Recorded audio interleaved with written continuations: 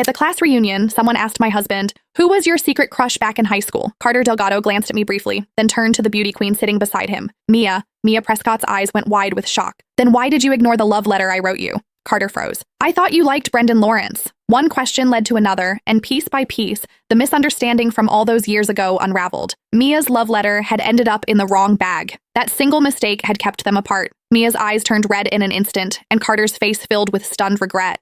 The people around us started making snide remarks. "Come on, how is that dramatic? A love letter that just happened to end up in the wrong bag? You don't think someone might have switched it on purpose?" The air went dead. Every pair of eyes in the room turned to me. Most of our classmates had no idea that Carter and I had been married for 5 years. All they remembered was that I was the ugly duckling who'd shamelessly chased after Carter Delgado back in the day. I turned to look at him. I wanted him to say something. Anything. Even just one sentence, that he was the one who'd pursued me. But he said nothing. Just like the rest of them, he stared at me with an unreadable expression.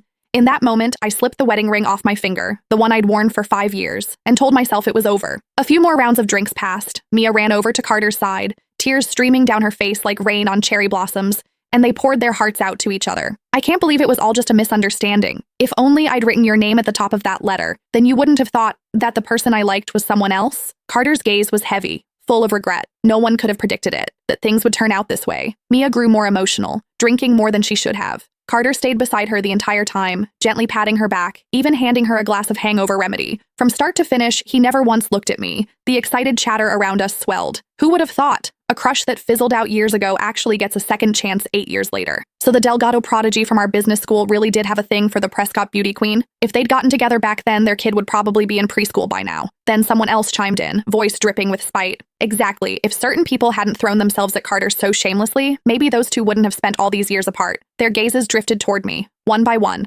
Not quite direct, but impossible to miss. I clenched my fists, pressed my lips together, and said nothing. The whispers continued. Then one of the more outgoing classmates slid into the seat beside me, leaning in close. "Serena Whitmore, was it you? Tell the truth. Did you swap the love letter on purpose so those two would miss their chance?" My expression turned cold.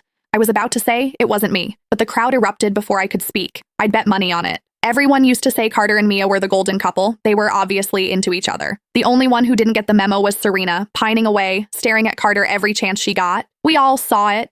The second evening study hall ended. She'd drag him out to the track field. Who knows what other stunts she pulled. Swapping a love letter? That's nothing for someone like her. Obviously she did it. Do we even need to ask? None of them knew that Carter and I were together. 8 years as a couple, 5 years as husband and wife. They only remembered that I used to hang around Carter a lot. They assumed I was the one chasing him. A lovesick nobody reaching for someone out of her league, desperate to land the golden boy, but they didn't know the truth. From the very beginning,